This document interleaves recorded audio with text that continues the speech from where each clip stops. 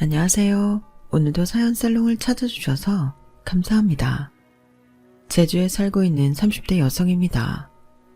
저는 14년간 서울에서 생활하다가 올해 초에 고향 제주로 내려왔어요.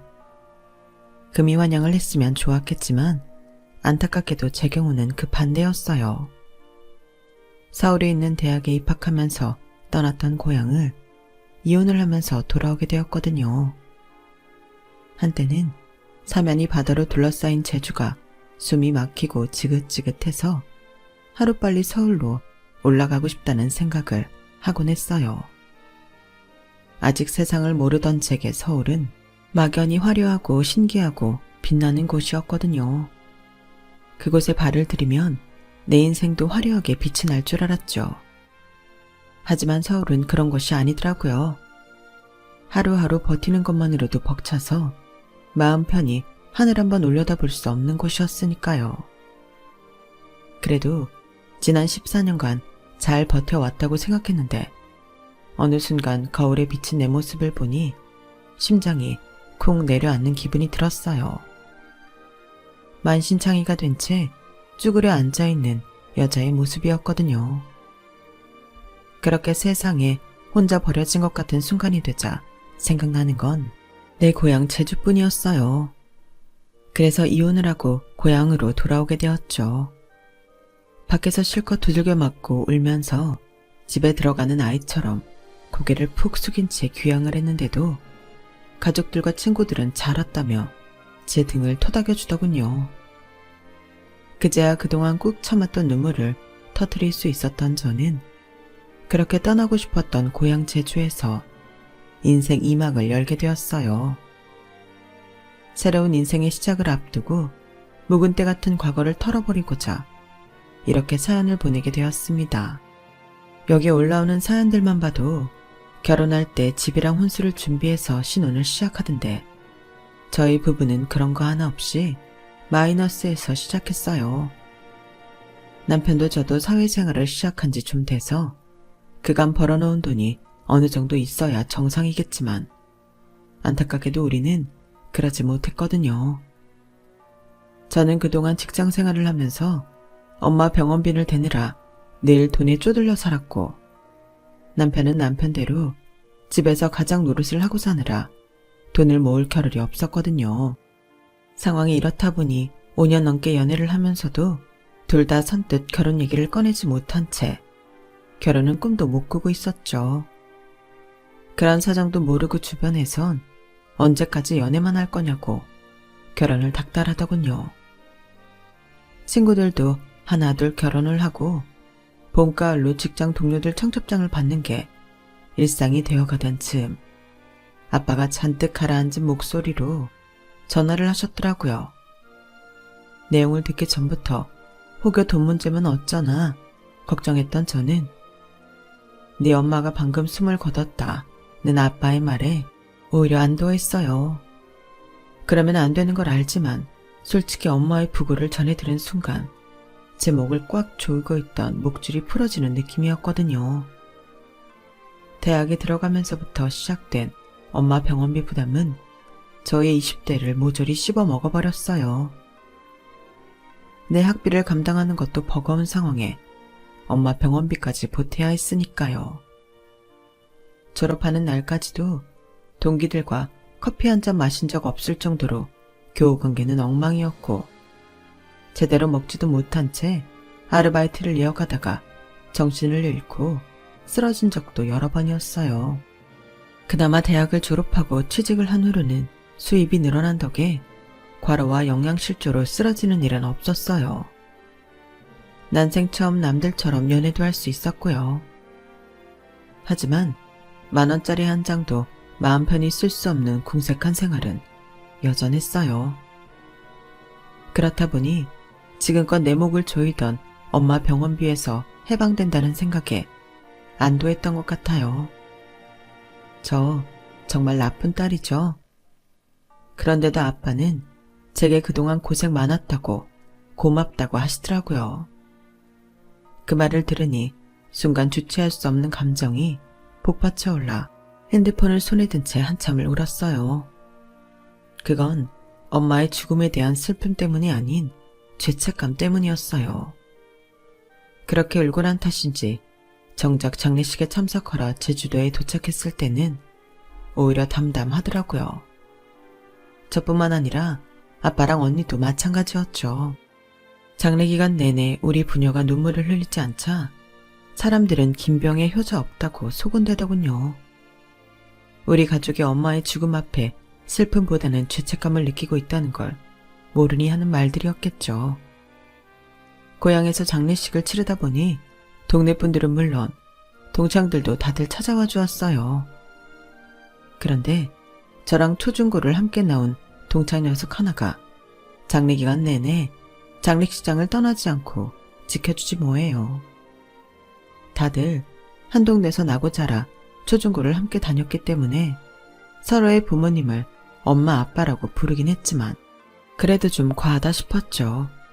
그런데 알고 보니 그 녀석이 나 몰래 저희 언니랑 사귀고 있었더라고요. 저한테는 언질 한 번 없이 말이에요. 그간 엄마 간병을 하느라 병원에서 생활했던 언니 때문에 두 사람은 제대로 된 데이트도 못한 채 늘 병원에서 만나고 했던 모양이었어요. 때로는 언니를 대신해 동창이 엄마 병상을 지키기도 했다더군요. 자기 엄마도 아니고 여자친구 엄마를 위해 그렇게 희생하는 모습을 보니 5년이나 사귀고도 우리 엄마 장례식에 불참한 남자친구랑 너무 비교가 됐어요. 아, 이거 어쩌지? 회사에 알아보니까 장모님이만 몰라도 애인 모친상은 휴가 처리가 안 된대. 서울이면 퇴근 후라도 가보는 건데 제주도라서 그것도 안 되고 미안해서 어쩌냐? 말로는 괜찮다고 했지만 그래도 서운한 건 어쩔 수 없었어요. 그런데다 내 남자친구와 비교되는 동창을 눈앞에서 보게 되니 부럽기도 하고 속상하더라고요. 그런 상황에 동창은 불난집에 기름까지 부어댔어요. 야, 네 남자친구는 어째 코빼기도 안 보이냐? 5년이나 사귀었다면서 여자친구 어머니 장례식에도 안 오는 게 말이 돼? 딴 건 몰라도 부모님 장례식에도 안 오는 건 할 짓이 아니지. 그깟 놈이랑은 당장 헤어져. 야, 네가 뭘 안다고 그러냐? 사람마다 사정이라는 게 있는 거야. 누군 안 오고 싶어서 안 왔냐? 오고 싶어도 올 수가 없는 상황이니까 그렇지. 너야 한 동네니까 쉽게 오갈 수 있는 거지만 서울에서 제주도에 오는 게 쉽냐고. 결혼한 사이도 아닌데 회사에서 보내주겠니? 네가 우리 언니랑 사귀는 건 말릴 생각 없지만 그렇다고 벌써부터 나한테 형부 노릇할 생각은 하지 마. 속상한 마음에 괜히 동창한테 화를 낸 저는 장례를 마치고 서울로 올라가서도 기분이 찜찜했어요. 그런데 모친상 휴가 마지막 날 남자친구가 저희 집에 찾아왔더라고요. 지은아, 괜찮아? 고생 많았지? 내가 가봤어야 되는데 정말 미안하다. 생각 같아선 무단 결근이라도 하고 가고 싶었지만 너도 알다시피 내 처지가 그럴 수 있는 상황이 아니잖아. 내가 살면서 후회를 해본 적은 별로 없는데 이번만큼은 정말 후회가 되더라. 진작 너랑 결혼을 했다면 사위 자격으로 장례식에 참석할 수 있었을 테니까.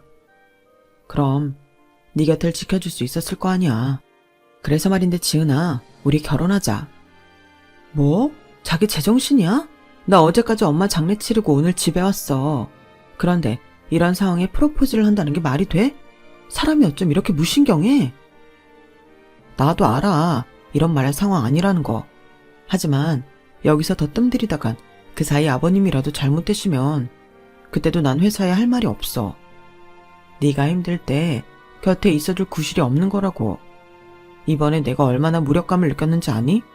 너 그렇게 혼자 제주도로 보내놓고 내 자신이 너무 한심해서 잠도 못 잤다고. 그러니까 우리 결혼하자. 내가 가진 게 없어서 널 고생 안 시킨다는 약속은 할 수 없지만 적어도 네가 힘들 때 널 혼자 두지는 않을게.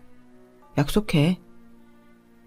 뜬금없는 프로포즈였지만 남자친구의 진심이 담겨 있었기에 거절할 수가 없었어요. 둘 다 가진 게 너무 없던 터라 마이너스 통장을 만들어 결혼 준비를 해야 했어요. 신혼집도 제가 살던 원룸에서 시작하게 되었죠. 다행히 저희 고향분들한테서 축의금이 많이 들어와서 예식 장비랑 혼수비로 쓴 돈은 어느 정도 메꿀 수 있었어요. 하지만 여전히 마이너스 상태라서 신혼여행은 나중에 여유가 생기면 가기로 하고 미뤄두었죠. 그런데 결혼해본 분들은 다들 아시겠지만 한번 나중에 하자고 미뤄두었던 건 그 나중이 되어도 안 하게 되잖아요. 저희 부부도 그랬어요.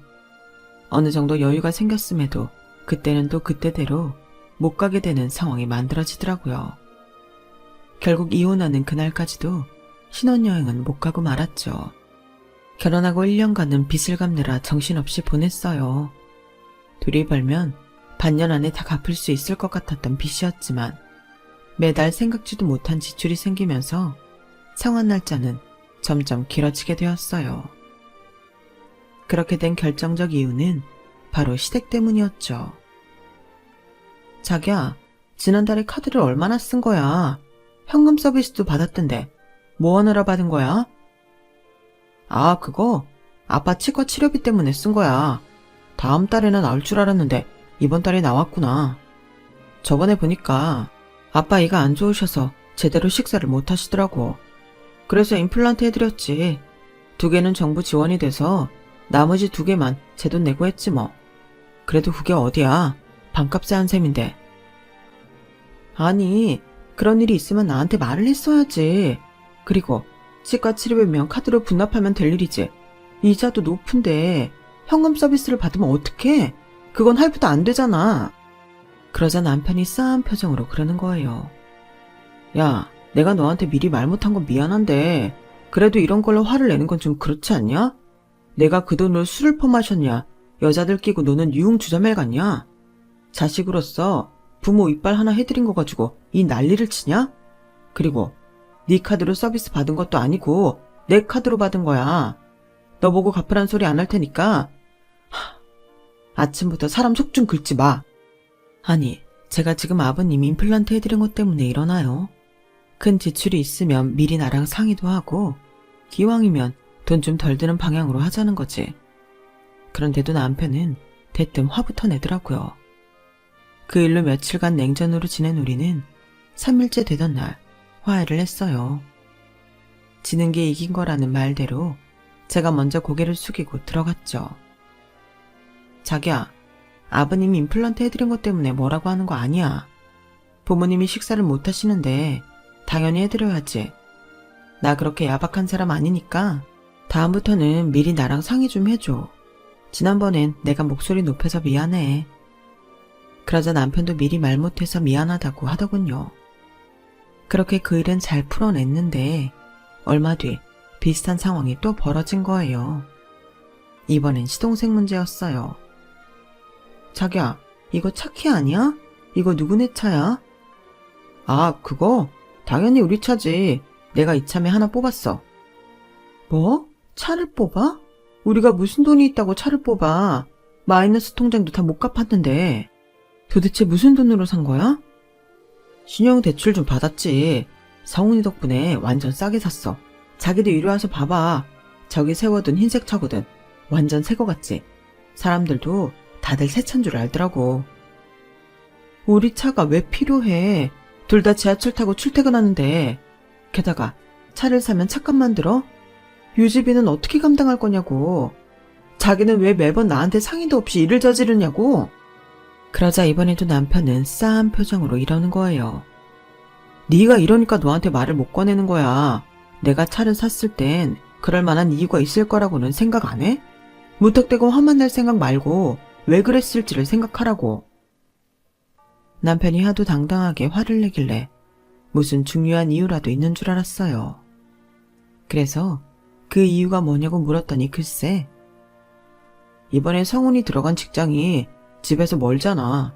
대중교통 이용하면 왕복 3시간은 기본으로 드는데 형으로서 어떻게 가만히 있을 수가 있냐? 차야 언제고 사야 할 거니까 기왕 살 거 일정 좀 앞당겨서 애 출퇴근하는데 도움 좀 주자 싶었지. 기름은 성훈이가 출퇴근하면서 채운다니까 우린 주말에 공짜로 타고 다니면 되니까 우리한테는 이득 아니겠어? 이게 무슨 개벽 따고 뜨는 소린지 원. 아니, 애초에 우리한테는 필요도 없는 차를 사놓고 보험료에 유지비까지 들게 생겼는데 이게 이득이라고요? 정말 이런 계산은 어디서 나오는 건지 도무지 이해가 안 갔어요. 그걸 왜 우리 돈으로 사냐고. 살 거면 차가 필요한 도련님이 사야 되는 거 아니야? 왜 우리한테 필요한 것도 아닌데 돈은 우리가 내야 되냐고. 자기도 알다시피 우리가 그럴 형편이 돼? 실혼집 구할 돈도 없어서 나 살던 천에 40짜리 원룸에서 사는 주제에 우리가 그럴 상황이냐고. 너무 어이가 없고 화가 나서 눈물까지 다 나더라고요. 그러더니 남편이 뭐라는 줄 아세요? 야, 나 우리 집 장남이야. 넌 첫째가 아니라서 그렇게 이기적인가 본데 원래 첫째들은 동생들 위해 희생하고 사는 거라고. 내가 성훈이한테 집을 사줬냐 차를 사줬냐? 얼마 안 되는 중고차 사서 평일에 잠깐 빌려준다는데 그걸 가지고 이렇게 사람을 잡냐?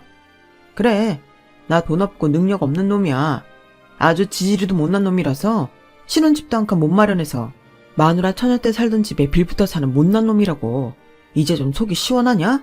남편 기죽이니까 살만하냐고. 아, 정말이지.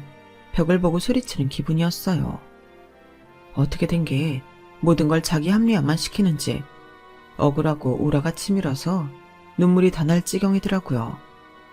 그 와중에 남편은 더럽고 치사해서 차 되팔겠다고 큰 소리까지 땅땅 쳤어요. 그러더니 며칠 뒤 시동생이 술에 진탕 취해 찾아와선 그러는 거예요. 형수, 내가 죽일 놈입니다.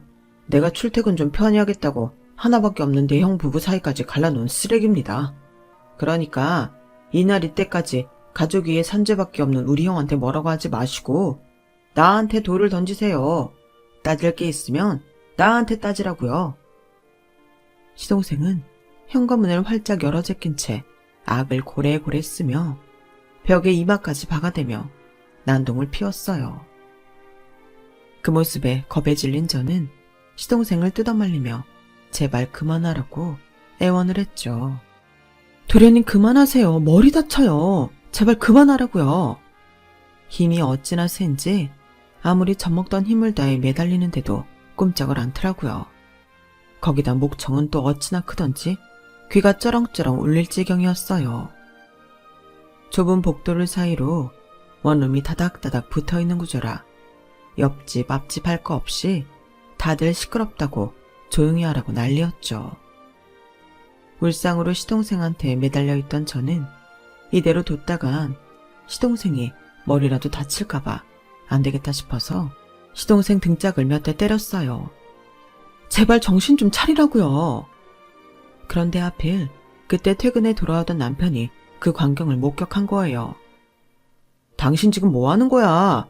이젠 나한테 화내는 걸로 모자라 내 동생까지 때려?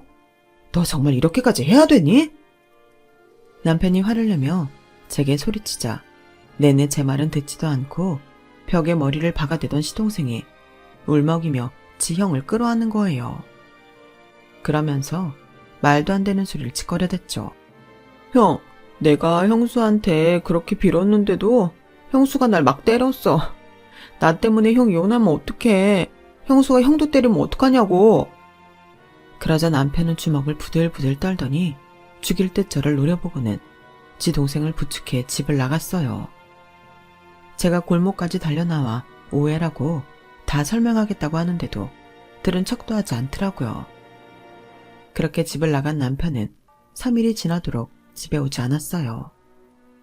대신 3일째 되던 날 시어머니가 저희 집으로 찾아오셨더라고요. 너 이리 좀 와서 앉아봐라. 내가 제주 여자가 드세다는 얘긴 들어봤지만 너처럼 드셀 줄은 몰랐다. 어떻게 된 게 그깟 차 한 대 뽑았다고 시동생을 때리고 네 남편을 내쫓니? 네 친정엄마도 네 아버지한테 그런 식으로 행동하더냐? 왜 말을 못해? 나 없는 데선 내 새끼도 두들겨 패던 애가 왜 내 앞에선 입도 뻥끗 못하냔 말이야? 내가 우리 작은 애가 너한테 맞았다는 얘기를 듣고 기가 막히고 억장이 무너져서 그날 밤새 끙끙 앓으면서 울다 잠들었다. 어떻게 할래? 네 아버지 불러서 무릎 꿇고 사과할래? 아니면 이참에 이혼 도장 찍을래? 어서 말 못해? 어머님, 그날 일은 정말 오해예요. 제가 왜 도련님을 때리겠어요? 도련님이 술에 취해 머리를 벽에 찍고 있으니까 머리 다칠까봐 뜯어내면서 등짝 몇 대 때린 게 다예요. 제 등치를 보세요. 때리면 뭘 얼마나 세게 때렸겠어요. 그 일도 그래요. 제가 왜 남편을 내쫓아요? 오해라고. 내 말 좀 들어보라고. 그렇게 붙잡는데도 절 밀어내고 간 건 그 사람이라고요. 어쨌든 그날 일에 대해서는 도련님한테도 제가 사과할게요. 어머님, 저 정말 어머님 생각하시는 것처럼 막대 먹은 사람 아니에요. 억울해서 닭똥 같은 눈물이 뚝뚝 떨어지더라고요. 그런데도 어머님은 눈 하나 깜빡 안 하시곤 자식이 지은 잘못은 부모 책임이라면서 저희 아빠랑 같이 와서 잘못을 빌든지 아니면 이혼을 하라고 못 박으시고 가셨어요. 그날 밤 혼자 불 꺼진 집안에 앉아있는데 너무 억울해서 가슴이 턱 막히는 기분이더라고요. 방바닥에 주저앉아 주먹으로 가슴을 퍽퍽 치는데 아무리 쳐도 가슴을 꽉 누르는 압박감은 사라지지 않았어요. 며칠이 지난 그 주 토요일, 전날 퇴근한 뒤 옷도 갈아입지 않고 화장도 지우지 않은 채 울다 지쳐 잠들었던 저는 요란한 벨소리에 눈을 뜨고 말았어요. 문을 열어보니 아빠가 잔뜩 굳은 표정으로 서 계시더라고요. 아빠, 연락도 없이 우리 집에 웬일이야?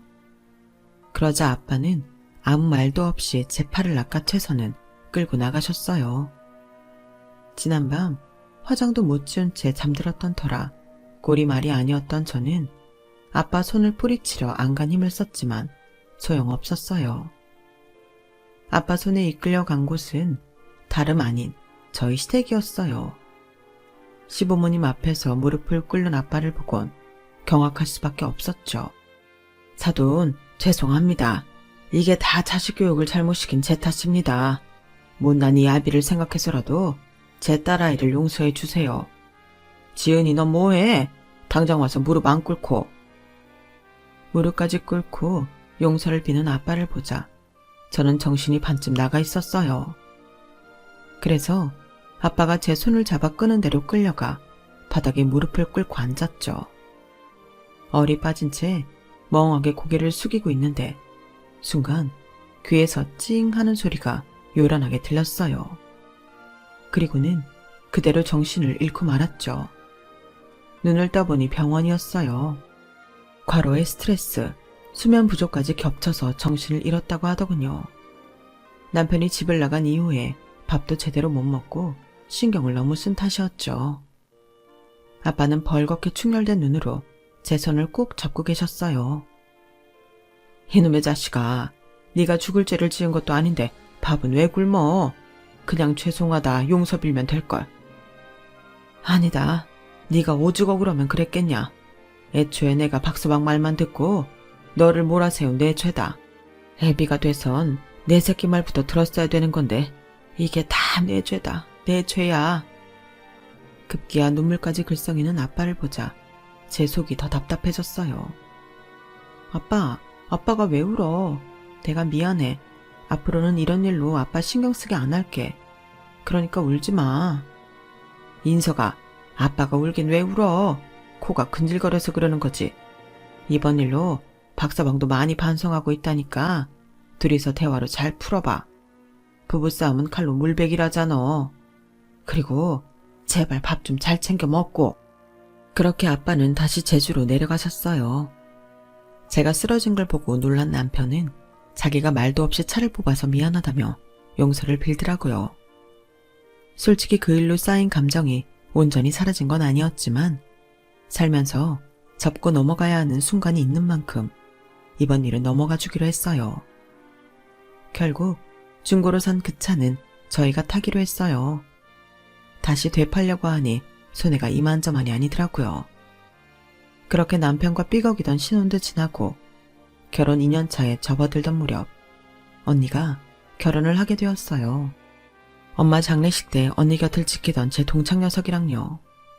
30년 가까이 이 자식 저 자식하고 부르던 호칭을 형부로 고치려니 입에 붙지 않아 불편하더라고요.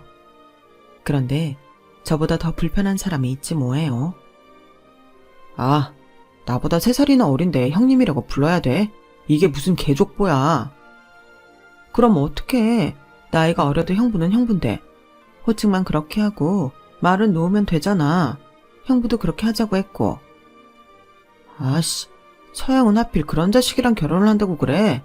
난 그 사람 마음에 안 들더라고. 말도 너무 막하고 사람이 너무 직선적이야. 사람한테 쏘듯이 말하니까 대화 나누기가 겁날 정도라니까. 따지고 보면 남편이 형부를 불편해할 만도 했어요. 제 남편은 좀 꿍하고 조심스러운 면이 있는 반면 형부는 상남자 스타일이었거든요. 왜 학창시절에 보면 공부도 그만하고 덩치도 그만해서 힘센 애들 앞에서 찍소리도 못하고 뒤에서 공시렁거리는 애들 있잖아요. 제 남편이 좀 그런 타입이거든요. 반면에 형부는 주먹 깨나 쓰면서 애들을 몰고 다니는 골목대장 스타일이었어요. 자기보다 약한 애들은 건드리지 않는 나름 의로운 스타일이랄까요. 암튼 성향이 달라도 너무 다르다 보니 둘 사이는 물과 기름이나 다름없었죠. 거기다 나이와는 달리 촌수가 꼬이다 보니 관계가 참 애매하게 되어버렸죠. 형부네 집안은 예전부터 귤농사를 지어왔어요. 그런데 몇 해 전부터 형부가 공장을 세워 귤 초콜릿과 귤 스낵 등을 만들어 팔기 시작했죠. 처음에는 매출이 나지 않아서 고전을 면치 못했는데 건강식을 찾는 사람들이 많이 늘면서 기름에 튀기지 않은 귤 스낵 판매량이 많이 늘었더라고요. 덕분에 지금은 제주 전역에 매장을 4개나 가지고 있어요. 그중 2개는 동생들한테 하나씩 떼어주었고 공장과 본점, 집 근처에 있는 분점 하나만 언니랑 형부가 관리할 거라고 하더군요. 20살 때만 해도 대학도 안 가고 귤농사를 짓는다고 해서 동창들이 걱정을 많이 했었는데 10여 년이 지난 지금에 와서는 오히려 서울로 갔던 동창들이 형부를 부러워하게 됐어요. 우직하게 한우물을 파더니 내 고향에서 보란듯이 성공을 했으니까요. 서울로 올라갔던 친구들 중에는 다람쥐 쳇바퀴 돌듯 마지못해 직장 생활을 하는 친구들도 있고 그 중에는 일찌감치 실패를 하고 고향에 내려와 있는 친구들도 있거든요. 굳이 나누자면 저는 전자에 속하는 부류였어요. 내가 원하던 인생은 이런 게 아닌데 서울에 정착해 결혼까지 하다 보니 어떻게든 버텨야 하는 상황이니까요. 형부는 신혼집으로 45평짜리 아파트를 마련했더라고요. 언니는 그 큰 집에 혼수 채우느라 허리가 휜다고 앓는 소리를 했지만 저는 그마저도 부럽더라고요. 2년 먼저 결혼한 우리는 여전히 월세 원룸에서 살고 있었으니까요. 결혼식 전날 우리 부부가 서울에서 왔다고 회를 잔뜩 떠온 형부는 술이 한 잔 들어가자 제 남편한테 집 얘기를 꺼냈어요. 동서, 언제까지 그 쬐깐한 집에서 살 생각입니까? 결혼한 지가 언젠데 원룸은 너무 심하잖아요. 거참, 제주도에 아파트 하나 가지고 있다고 그러나 본데 서울 집값이 얼마나 비싼 줄 알아요? 여기서 아파트 살 돈으론 서울에서 전셋집도 못 구한다고요. 뭘 알고나 말을 하지? 안 그래도 재력에 있는 형부한테 자격지심을 느끼던 남편은 집 얘기가 나오자 불편한 심기를 감추지 않았어요. 그리고 그건 형부도 마찬가지였죠. 아니, 서울 집값 비싼 거 누가 모릅니까? 근데 지금 사는 그 집, 처제가 결혼 전부터 살던 집 아닙니까? 남자가 돼서 여자가 마련한 집에 얹혀 사는 거 창피한 거 아니냐고요. 난 그 말을 하는 겁니다. 우리 지은이 제주에 살 때만 해도 우리 동창 중에서는 제일 잘 나가던 여성입니다. 공부도 잘했고 성격도 좋고 얼굴도 예뻐서 좋아하는 남자애들도 엄청 많았다고요. 그뿐입니까? 엄마 병원비 대느라 10년 다 돼가는 시간 동안 먹을 거 제대로 못 먹고 입을 거 제대로 못 입고 산 착한 애라고요. 요즘 세상에 저런 애 또 없어요. 그래서 난요, 다른 사람은 몰라도 지은이만큼은 고생 않고 잘 살기를 바랬어요. 형부라서 하는 말이 아니라 동창으로서, 아니 친구로서 하는 말입니다. 안 그래도 형부에 대해 감정이 안 좋았던 남편은 형부가 자신의 아킬레스건까지 건들자 슬슬 말이 거칠어지기 시작했어요. 참, 누가 보면 지은이가 자기 부인인 줄 알겠네. 처형, 이거 가만 두고 봐도 되는 겁니까? 명색이 형부란 사람이 처제한테 껄떡대는데 그냥 두고 볼 거냐고요. 아무리 가방끈이 짧아도 그렇지 니 거 내 거도 구분 못합니까? 결혼식 하루 앞둔 마당에 커밍아웃이라도 하겠다는 거예요. 뭐예요? 당신 일어나. 나 도저히 기분 나빠서 더는 여기 못 앉아 있겠으니까 일어나자고. 사람이 말이야 기껏 바쁜 시간 내서 여기까지 와줬더니 남의 마누라한테 뭐 하는 짓이야? 이래서 총것들하고는 대화가 안 통한다니까. 총것이라는 말에 형부는 술잔을 탁 내려놓았어요. 뭐요? 총것? 지금 말 다 했습니까? 다 했다 왜? 누가 먼저 시비를 걸었는데? 그러자 잠자코 앉아 계시던 아빠가 형부를 불렀어요. 종수야, 너 지금 뭐 하는 짓이냐? 아무리 네가 손윗사람이라고는 해도 박서방이 연장자인데 함부로 굴면 안 되지. 네가 먼저 사과해. 아버지, 아니 장인어른, 이건 나이하고 상관없는 얘기잖아요. 인서가 내가 뭐라 그랬냐? 말이란 게 아다르고 어다르다고 했지. 네가 아무리 좋은 뜻으로 한 말이라도 상대방이 듣기 불쾌하면 사과하는 게 맞아. 그러니 얼른 사과해. 결국 형부가 먼저 사과를 하면서 그날 말다툼은 정리가 되었어요. 그런데 그 일이 문내 괘씸했던지 남편은 다음날 축의금을 낼 때 애초 내기로 했던 금액보다 절반가량을 적게 냈더라고요. 평소 명절이나 저희 아빠 생신 때도 멀다는 이유로 찾아오지도 않던 남편인데 언니 결혼식 축의금마저도 얌생이처럼 얄밉게 구니 저로서는 기분이 상할 수밖에 없었어요. 가만 보면 남편은 자기 집 일이라면 집에서 키우는 애완견 생일까지 챙기면서 제 친정 일에는 너무도 무심했거든요. 아빠가 저 결혼할 때 해준 게 없으셔서 사위한테 큰 소리를 못 하시니까 남편이 그걸 알고 더 저희 집을 우습게 아는 것 같더라고요. 언니 곁에 있으면서 쭉 그걸 봐온 형부는 그래서 더 제 남편을 갈궜던 거고요. 아무튼 남편한테는 처가가 멀다는 이유 말고도 상종하기 싫은 동서 핑계까지 생겨서 제 친정을 더 기피할 이유가 생긴 셈이었어요. 그렇게 2년이 지나는 동안 남편은 제주도에는 발도 들이지 않았어요. 발만 안 들인 게 아니라 명절은 물론 저희 아빠 생신도 저보고 알아서 하라는 식이었죠. 그러면서도 쉬는 날만 되면 저를 끌고 그렇게 시댁을 가는 거예요. 결혼 초부터 몇 번의 시끄러운 일 때문에 제가 시댁에 책 잡혀 있는 걸 이용해서 말이죠. 그래서 이번엔 어떻게든 남편을 끌고 아빠 생신에 참석하려고 했는데 이번에도 역시 이러는 거예요. 제주도까지 언제 가냐? 자기도 양심이 있으면 이러면 안 되지. 직장인이 고작 이틀 쉬는데 가는데 비싼 항공료까지 내고 1박 2일로 제주도에 가 있는 게 말이 돼? 암튼 난 못 가니까 당신이나 갔다 오든가 해. 자기 정말 너무한 거 아니야? 명절한 표구하기 힘들어서 안 된다더니 아빠 생신에도 못 가겠다고? 그럼 도대체 우리 집은 언제 갈 건데? 솔직히 말해봐.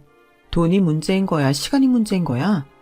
내가 보기엔 당신은 돈이랑 시간이 있어도 내 친정엔 안 갈 사람처럼 보여서 그래. 내 말이 틀려? 아, 마음대로 생각해. 그러게 왜 제주도에서 태어났냐고.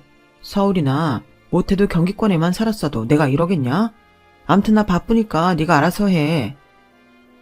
이미 남편한테 정이 떨어질 대로 떨어진 참이라 길게 대화하기도 싫었어요. 그러던 어느 날이었어요. 일요일 아침부터 남편이 부산을 떨더라고요. 잠결에 들어보니 며칠 전부터 인터넷 쇼핑몰에서 주문한 택배 박스를 듣느라 정신이 없더라고요. 그러거나 말거나 저는 애써 눈을 감고는 침대에서 뭉개고 있었죠. 자기야, 안 일어나? 벌써 8시가 넘었어. 빨리 씻고 가자. 쉬는 날인데 왜? 나 좀 더 잘 테니까 갈 거면 자기나 가. 그러자 남편이 이불을 확 들추며 그러는 거예요. 오늘 무슨 날인지 몰라? 초코 생일이잖아. 엄마한테 9시까지 가기로 했으니까 빨리 일어나 씻어. 식구들이랑 같이 아침 먹기로 했으니까 꿈을 대지 말고 일어나라고. 어서. 그 말을 듣는데 어찌나 기가 막히든지. 초코가 누군지 아세요? 저희 시댁에서 키우는 애완견이에요. 아니, 개 생일까지 챙기면서 장인 생신은 나 몰라라는 게 말이 돼요? 너무 속이 상해서 소리를 꽥 질러버렸어요. 내가 왜? 넌 우리 아빠 생신도 안 가겠다고 하는데 나는 니네 집 개생일까지 챙기라고? 싫어. 갈 거면 너 나가. 그리고는 다시 이불을 뒤집어 쓰고 누웠어요. 결국 그날 남편은 자기 혼자 본가로 향했어요. 남편이 나가고 혼자 침대에 누워있는데 서러워서 눈물이 다 나더라고요. 그래서 언니한테 전화해 하소연을 했어요. 그랬더니 다음날 오전 무렵에 형부한테 전화가 왔더라고요. 지은아, 이번 장인어른 생신 때 마카오로 여행 갈까 하는데 너 시간 되냐? 넌 딴 거 준비할 거 없고 그냥 여권만 준비해 오면 돼. 경비는 내가 다 낼 테니까. TV에 나오는 거 보니까 거기에 멋진 호텔들이 그렇게 많더라. 우리도 이참에 호캉스인지 뭔지 한번 해보자. 말은 고마운데 내가 그럴 처지도 안 되고 그이도 못 가는데 나만 다녀오긴 좀 그래.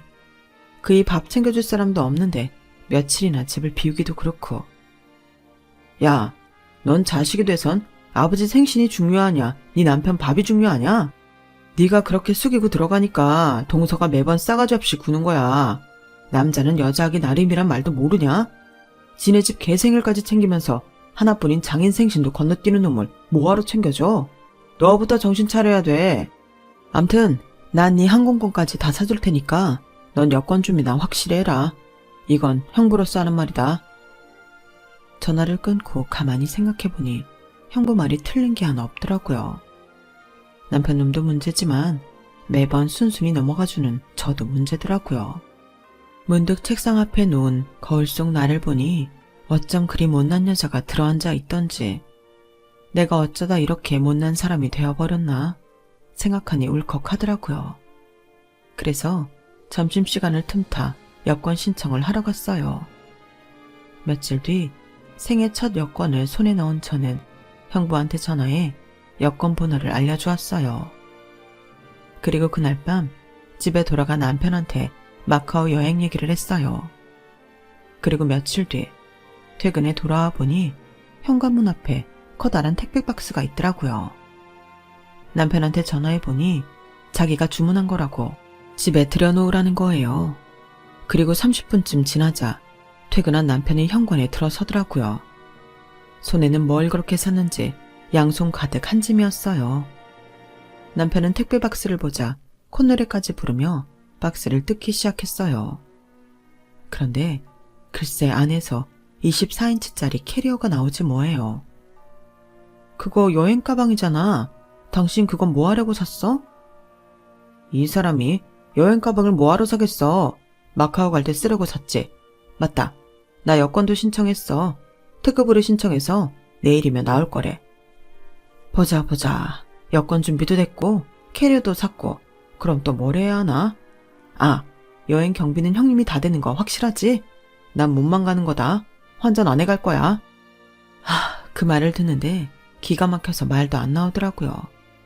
제주도까지 갈 시간은 없다는 인간이 마카오는 따라갈 생각이었나 봐요. 그래서 네가 어디까지 하나 보자는 심보로 가만히 두고 봤어요. 아직 해외여행을 나가본 적이 없는 남편은 항공권을 미리 사야 한다는 것과 발권 전에 영문 이름과 여권 번호를 미리 입력해야 한다는 것도 모르는 것 같았어요. 그렇게 여행 출발 당일이 되었고 저는 제 짐을 담은 백팩을 메고 집을 나섰어요. 그랬더니 남편도 득달같이 따라 나오더라고요. 24인치 캐리어를 끌고는 선글라스까지 낀 채로요. 공항에 도착해보니 아빠랑 언니 내외가 벌써 와 있더라고요.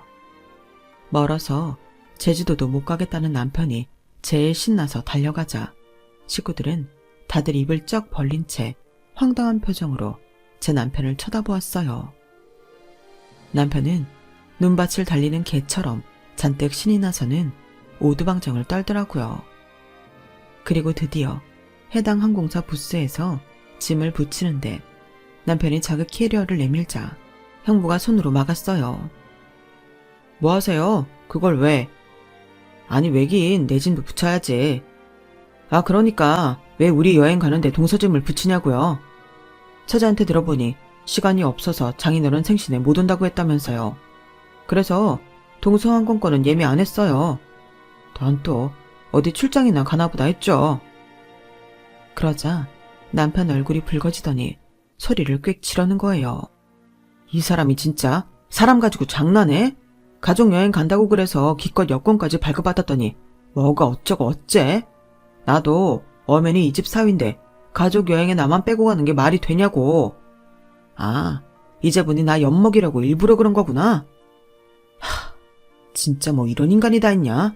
여보, 당신도 짐 다시 빼. 잘난 큰 사위가 우린 안 데려간다니까 뭐 어쩌겠어. 우리가 안 가는 수밖에.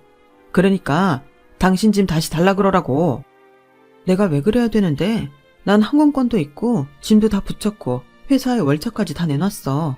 못 갈 이유가 없다고. 아직도 상황 파악이 안 돼? 이 여행에 못 가는 건 당신뿐이라고. 애초에 자긴 우리 아빠 생신 챙길 마음도 없었잖아. 그래놓고 공짜 해외여행이니까 갑자기 사위 노릇할 생각이 들기 시작했어? 근데 어쩌나 우리 식구들은 자기를 받아줄 생각이 없는데. 그러니까 당신이나 곱게 가방 챙겨서 집으로 돌아가. 아, 그리고 내가 나올 때 식탁 위에 이혼서류 올려놨어. 내 거는 다 채워놨으니까 나 여행에서 돌아올 때까지 당신 부분 다 채워놔. 나 여행 갔다 와서 제출할 거니까. 제 말에 남편은 눈이 동그래졌어요. 누구 맘대로 이혼이야. 난 이혼할 생각 없어. 그건 네 마음이고요. 내 마음은 이미 비행기 타고 떠난 지 오래야. 그러게, 있을 때 잘하지. 왜 비행기 떠난 다음에 손을 흔들어? 아, 기왕 혼자 집에 가는 김에 당신 짐도 싸놓는 게 좋겠다. 그 집 내 거잖아. 그리고 그간 우리 공동 생활비에서 니네 집으로 들어간 돈도 잘 계산해 두는 게 좋을 거야. 니네 아빠 임플란트 했던 돈이랑 니 멋대로 산 차, 니네 집 개 생일 선물 샀던 것까지 깔끔하게 뽑아놔. 갔다 와서 내가 정리한 거랑 오차가 생길 시엔 변호사 사무실로 직행할 생각이니까. 돈 많은 형부가 내 이혼을 쌍수 들고 환영하는 의미에서 이혼 전문 변호사 구해주기로 했거든. 우린 미리 주문한 면세품 받아가야 돼서 이만 가볼게. 그럼 조심히 들어가. 그렇게 우리는 제 남편만 공항에 남겨놓은 채 마카오로 날아갔어요. 여행에서 돌아온 뒤 이혼 소송을 시작했고, 소송이 무사히 끝나자 저는 회사에 사표를 내고 고향 제주도로 내려왔어요. 한때는 그렇게 도망치고 싶었던 곳이었는데 다시 돌아와 보니 내 고향만한 곳이 없더라고요. 현재 저는 원룸 보증금과 퇴직금을 합해 디저트 카페를 오픈하려고 준비 중이에요. 학원에 다니면서 바리스타 과정도 이수했고 형부 도움받아 제주 감귤을 이용한 디저트도 개발해 놓은 상태예요. 대학 시절 엄마 병원비를 벌기 위해 숱하게 해왔던 카페 아르바이트 경험을 이번에 알차게 써먹게 될 줄 누가 알았겠어요. 이제 제가 해야 할 건 나의 인생 2막을 힘차게 시작하는 것 뿐이에요. 조금은 겁이 나긴 하지만 제 곁엔 저를 지켜주는 가족들이 있으니 넘어져도 몇 번이고 다시 일어날 생각입니다. 응원해주세요. 지금까지 제 사연을 들어주셔서 감사합니다. 다들 건강하시고 행복하세요. 여러분, 사연 댓글에 응원과 현명한 조언 부탁드려요. 좋아요와 구독은 저에게 큰 힘이 됩니다. 오늘도 좋은 일 가득하세요.